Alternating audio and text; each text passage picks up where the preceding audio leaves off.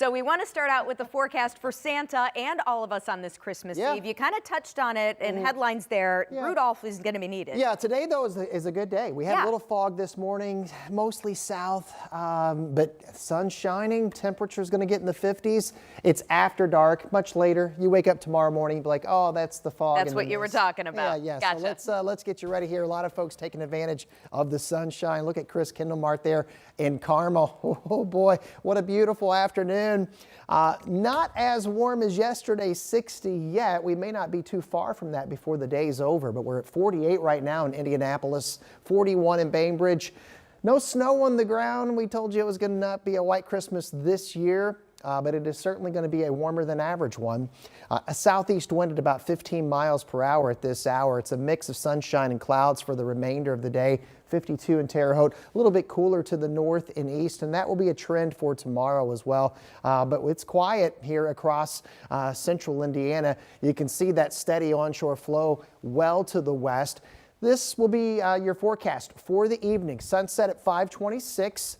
Clouds and mist and areas of dense fog developing as we go into the overnight and tomorrow morning. Some of that could be locally dense as well.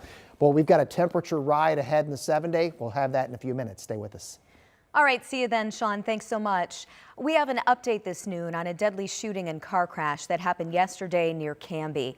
Police tell us they have now arrested a 22-year-old man in connection with the murder. Now, we'll show you the scene on the southwest side. Police here responded to reports of a crash and shots fired. Officers found a blue car on the tennis court of a park. Detectives believe the car's passenger pulled the trigger before running off. And we know the victim was an adult man. It did not take long for police to track down the suspect. He now faces a preliminary charge of murder. IMPD says a child was killed and 3 other children injured in a 2-car crash on the near northeast side of Indy. Our Alex Almanza was at the scene and talked with witnesses. IMPD confirmed that 4 children were taken to the hospital. 2 of them were listed as critical condition, the other 2 unstable. But a short time later, IMPD says that one of the children that was injured had died. It's a sound Cortez Sanders says he'll never forget. It was so loud. It was like boom, like all you heard was the brakes in the car just colliding. It was terrible. Sanders was one of the dozens of people at this busy northeast side intersection, some hearing it, others watching it happen. Security video obtained by 13 News shows the moment this truck drives northbound on Keystone toward East 34th Street before slamming into this car.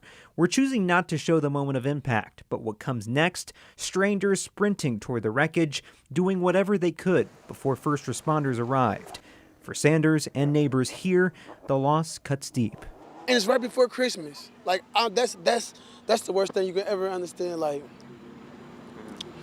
I don't know, man. I just wish everybody just continue to drive safe. IMPD says all drivers stayed on the scene. Meanwhile, crash investigators are here trying to figure out what exactly happened.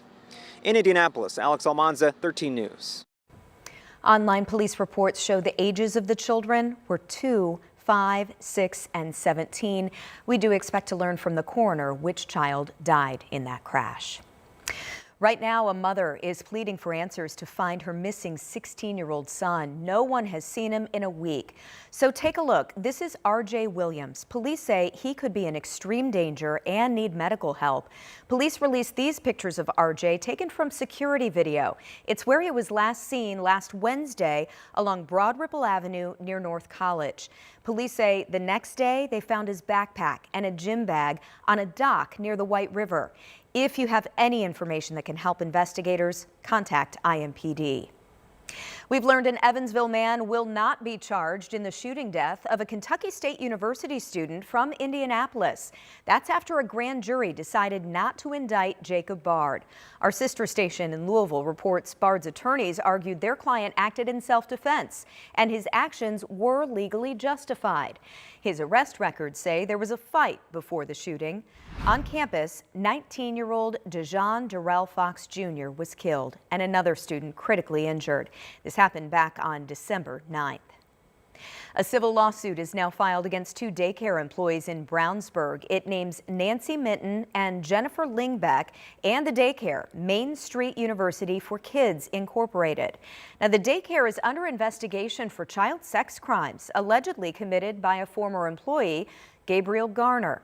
The lawsuit claims Minton and Lindbeck didn't report allegations against Garner to police or to the state. They also face criminal charges as well. Some Hamilton County parents are pushing for more pay for teachers. This after Hamilton Southeastern Schools reached a tentative contract agreement. So the deal does not include a base pay increase for teachers, but it does address hiring pay for new teachers and health insurance contributions. Yesterday, the Board of Education held a public hearing to get some community feedback. Some parents said they want teachers to be paid more. And one of the board members who spoke said she wants to see this process fixed for the future. Again, no final contract decisions yet, but there's another school board meeting set for next week.